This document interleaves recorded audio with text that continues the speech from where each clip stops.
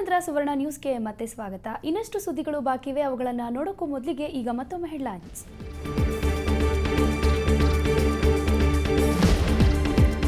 CM Siddu cabinet ರಚನೆ, ಸಂಪುಟ ಸಚಿವರಾಗಿ 20, ರಾಜ್ಯ ಸಚಿವರಾಗಿ 8 ಶಾಸಕರ ಪದಗ್ರಹಣ. ಮಂತ್ರಿಗಿರಿ ಸಿಕ್ಕವರಿಗೆ ಖುಷಿಯೋ ಖುಷಿ, ಅವಕಾಶ ಸಿಗದವರಿಗೆ ಕಸಿವಿಸಿ.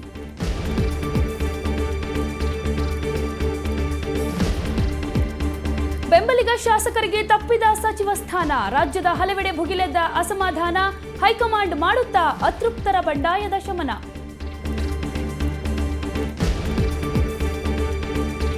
ಸಂಪುಟದಲ್ಲಿ ಕರಾವಳಿ ಭಾಗಕ್ಕೆ ಬಂಪರ್, ಮಂಗಳೂರು ಜಿಲ್ಲೆಗೆ 3 ಸಚಿವ ಸ್ಥಾನ, ಹಳೆ ಮೈಸೂರು ಭಾಗದ 10 ಜಿಲ್ಲೆಗಳಿಗೆ 5 ಸಚಿವ ಸ್ಥಾನ.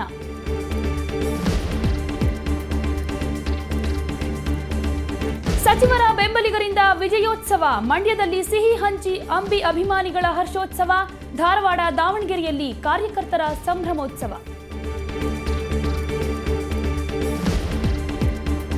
ಪಕ್ಕದ ಮನೆ ಕಿಲಾಡಿ ಹೈದನ ಎಡವಟ್ಟು, ಆಂಟಿಗೆ ಜ್ಯೂಸ್ ಕುಡಿಸಿ 1 ವಾರ ತಮಿಳುನಾಡಿಗೆ ಜೂಟ್, ವಾಪಸ್ಸಾದ ಪತ್ನಿಯಿಂದ ಪತಿ ಜೊತೆ ಬಾಳಲು ಗೃಹಿಣಿಯ ಫೈಟ್.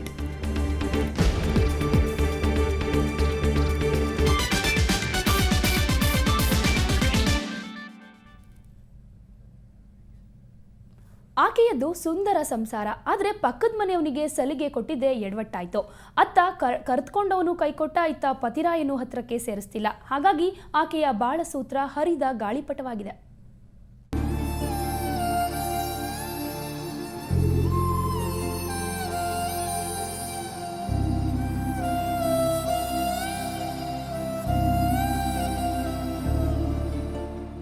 ಇವರು ಶಾರದಾ, ಚಿತ್ರದುರ್ಗ ಜಿಲ್ಲೆ ಹಿರಿಯೂರು ತಾಲೂಕಿನ ಹುಳಿಯಾರ್ ಗ್ರಾಮದವರು. ಇಷ್ಟು ದಿನ ಪತಿ ಸರವಣ ಜೊತೆ ಅನ್ಯೋನ್ಯ ಸಂಸಾರ ಸಾಗಿತ್ತು. ಆದರೆ ಮನೆ ಪಕ್ಕದಲ್ಲೇ ಇದ್ದ ಸುರೇಶ್ನಿಂದ ಈಕೆಯ ಜೀವನವೇ ಸೂತ್ರ ಹರಿದ ಗಾಳಿಪಟವಾಗಿದೆ. ಮದುವೆಯಾಗಿ 2 ಮಕ್ಕಳಿದ್ರೂ ಸುರೇಶ್ ಆಗಾಗ ಶಾರದಾಳ ಮನೆಗೆ ಬರ್ತಿದ್ದಂತೆ. ಹಾಗಾಗಿ ಇಬ್ಬರ ಮಧ್ಯೆ ಸಲುಗೆ ಕೊಂಚ ಜಾಸ್ತಿಯಾಗಿತ್ತು. ಆ ದಿನ ಶಾರದಾ ಮನೆಯಲ್ಲಿ ಒಂಟಿಯಾಗಿದ್ದಾಗ ಸುರೇಶ್ ಎಂಟ್ರಿ ಕೊಟ್ಟಿದ್ದ. ಜ್ಯೂಸ್ನಲ್ಲಿ ಮತ್ತು ಬರೋ ಔಷಧಿ ಬೆರೆಸಿ ಶಾರದಾಗೆ ಕುಡಿಸಿ ಪ್ರಜ್ಞೆ ತಪ್ಪಿಸಿದ್ದಾನೆ. ಆ ಬಳಿಕ ಶಾರದಾಳನ್ನ ತಮಿಳುನಾಡಿಗೆ ಕರೆದೊಯ್ದಿದ್ದ. ಅವತ್ತಿನ ದಿನ ಜ್ಯೂಸು ತಂದ್ಬಿಟ್ಟು ಅವತ್ತಿನ ದಿನ ಕುಡಿಸಿದ್ರು ಸರ್. ನನಗೆ ಪಕ್ಕನೇ ಕೂತ್ಕೊಂಡು ಕುಡಿಸಿದ್ರು. ಕುಡಿಸಿದಾಗ ಏನೂ ಆಗಲಿಲ್ಲ. ಸರಿ, ಜಸ್ಟ್ ಹಾಗೆ ಸುಮ್ಮನೆ ಮನೆಯಲ್ಲಿ ನೀರು ಕುಡಿಯೋ ಥರ ನಾನು ಕುಡಿದೆ. ಅವನು 3 ಜನಕ್ಕೆ ಮೋಸ ಮಾಡಿದ್ದಾನೆ ಸರ್. ನನಗಿನ್ನ ಫಸ್ಟ್ ಏನೋ 2 ಮೋಸ ಮಾಡಿದ್ದಾನಂತೆ. ಅದಕ್ಕೆ ಅವನು ಬರೀ ದುಡ್ಡು ಕೊಟ್ಟು ಅಲ್ಲೇ ಮುಚ್ಚಾಕಿದ್ದಾನಂತೆ ಕೇಸು. ಅದಕ್ಕೆ ನನಗೆ ಇದೇ ಥರ ಮಾಡಿದ್ದಾನಲ್ಲ. ಇತ್ತ ಶಾರದಾಳ ಪತಿ ಸರವಣ ಹಿರಿಯೂರು ನಗರ ಠಾಣೆಯಲ್ಲಿ ಪತ್ನಿ ಕಾಣೆಯಾಗಿದ್ದಾಳೆಂದು ಕಂಪ್ಲೇಂಟ್ ಕೊಟ್ಟಿದ್ದ. ಕೊನೆಗೆ ಪೊಲೀಸರು ತಮಿಳುನಾಡಿನಲ್ಲಿದ್ದ ಶಾರದಾಳನ್ನ ಪತ್ತೆ ಹಚ್ಚಿ ಕರೆತಂದಿದ್ದಾರೆ. ಆದರೆ 1 ವಾರಗಳ ಕಾಲ ಪರಪುರುಷನ ಜೊತೆ ಇದ್ದ ಪತ್ನಿಯನ್ನ ಮನೆ ಸೇರಿಸಲು ಸರವಣ ಒಪ್ತಿಲ್ಲ. ಇನ್ನೊಂದೆಡೆ ಸುರೇಶ್ ಕೂಡ ಈಕೆ ಕೈಬಿಟ್ಟಿದ್ದಾನೆ. ಸಮಾಜದಲ್ಲಿ ಇಬ್ಬರು ತಪ್ಪು ಮಾಡಿದಾಗ ಒಬ್ಬರಿಗೆ ನ್ಯಾಯ ಇನ್ನೊಬ್ಬರಿಗೆ ಅನ್ಯಾಯ ಆಗಿದೆ. ಇಲ್ಲಿ ಇವಳದು ತಪ್ಪಿದೆ, ಅವನು ತಪ್ಪಿದೆ. ಇವಳು ಬೀದಿಗೆ ಬಂದಿದ್ದಾಳೆ, ಅವನು ಮನೇಲಿ ಹೆಂಡತಿ ಮಕ್ಕಳ ಜೊತೆ ಸಂಸಾರ ಮಾಡ್ಕೊಂಡಿದ್ದಾನೆ. ಕಾನೂನು ರೀತಿಯಲ್ಲಿ ಪೊಲೀಸ್ನವ್ರು ಏನು ಕರ್ಕೊಂಬಂದರು, ಸ್ಟೇಷನ್ನಲ್ಲಿ ಅವನಿಗೂ ಶಿಕ್ಷೆಗೆ ಅರ್ಹ ಮಾಡಬೇಕಾಗಿತ್ತು. ಒಟ್ಟಾರೆ ಶಾರದಾಳ ಸಂಸಾರದಲ್ಲಿ ಬಿರುಗಾಳಿ ಎಬ್ಬಿಸಿದ ಸುರೇಶ್ಗೆ ಗ್ರಾಮಸ್ಥರು ಹಾಗೂ ಸಂಬಂಧಿಕರೆಲ್ಲ ತರಾಟೆಗೆ ತೆಗೆದುಕೊಂಡಿದ್ರು. ಸೂಕ್ತ ಪರಿಹಾರ ಕೊಡುವಂತೆ ಒತ್ತಾಯಿಸಿದ್ರು. ಇತ್ತ ದಿಕ್ಕು ತೋಚದ ಶಾರದಾ ಸದ್ಯ ಅನ್ನಪೂರ್ಣ ಸ್ವಧಾರ ಕೇಂದ್ರದಲ್ಲಿ ಆಶ್ರಯ ಪಡೆದಿದ್ದಾಳೆ. ಅತಿಯಾದ ಸಲುಗೆ ಶಾರದಾಳ ಸಂಸಾರವನ್ನೇ ಛಿದ್ರ ಮಾಡಿದೆ. ಚಿತ್ರದುರ್ಗದಿಂದ ಕ್ಯಾಮರಾಮನ್ ಮಹದೇವ್ ಜೊತೆ ಡಿ ಕುಮಾರಸ್ವಾಮಿ, ಸುವರ್ಣ ನ್ಯೂಸ್. ಬಿಸಿಲ ಧಗೆ ಹೆಚ್ಚಾಗ್ತಾ ಇದೆ. ಈ ಬೇಗೆಗೆ ಗಾರ್ಡನ್ ಸಿಟಿ ಜನರು ನೀರಿಗಾಗಿ ಪರದಾಡೋ ಸ್ಥಿತಿ ಬಂದಿದೆ. ಇನ್ನು ಬಾಟಲಿ ನೀರಿಗಂತೂ ದುಬಾರಿ ಹಣ ಕೊಡುವಂತಾಗಿದೆ. ಅದರಲ್ಲೂ ಹೋಟೆಲ್ ಮಾಲೀಕರಂತೂ ದಿಕ್ಕು ತೋಚದಂತಾಗಿದ್ದಾರೆ.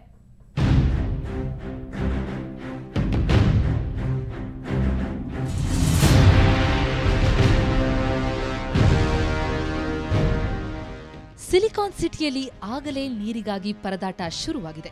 ಹೋಟೆಲ್ನಲ್ಲೂ ನೀರಿಗಾಗಿ ಮಾಲೀಕರು ಪರದಾಡುವಂತಾಗಿದೆ. ಹೆಚ್ಚಿನ ಹೋಟೆಲ್ ಮಾಲೀಕರು ಟ್ಯಾಂಕರ್ ನೀರನ್ನ ಅವಲಂಬಿಸಬೇಕಾಗಿದೆ.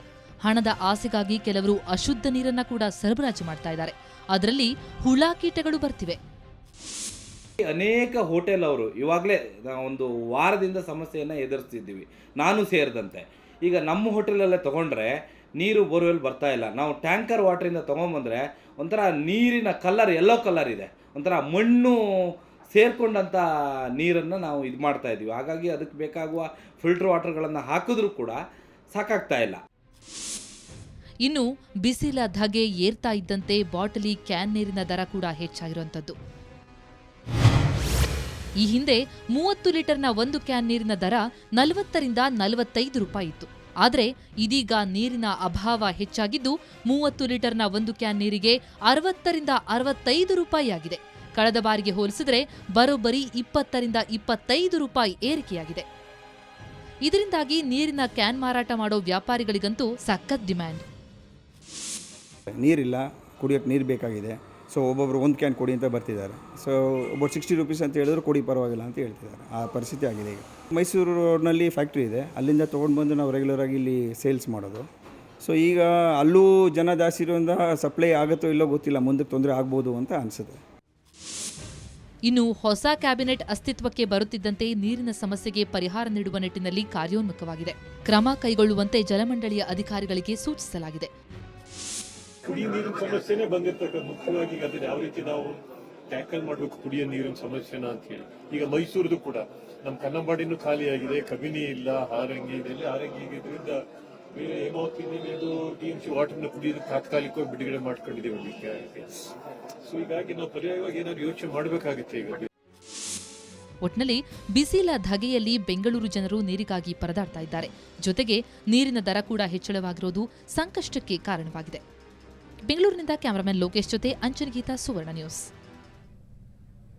ಇಷ್ಟೆಲ್ಲ ಸಮಸ್ಯೆ ಆಗ್ತಿದ್ದಂತೆ ಸರ್ಕಾರ ಎಚ್ಚೆತ್ತುಕೊಂಡಿದೆ. ಕೆಆರ್ಎಸ್ನಿಂದ ಒಂದಷ್ಟು ನೀರನ್ನ ಬಿಡಲಾಗಿದೆ. ಇದು ನಾಳೆ ಸಂಜೆ ವೇಳೆಗೆ ದೊರೆಯಲಿದ್ದು ಸ್ವಲ್ಪ ಬೇಗ ನೀಗಿಸಲಿದೆ. ಆದರೆ ಜನರು ಕೂಡ ಸಾಕಷ್ಟು ಎಚ್ಚರಿಕೆ ವಹಿಸಿದ್ರೆ ಮಾತ್ರ.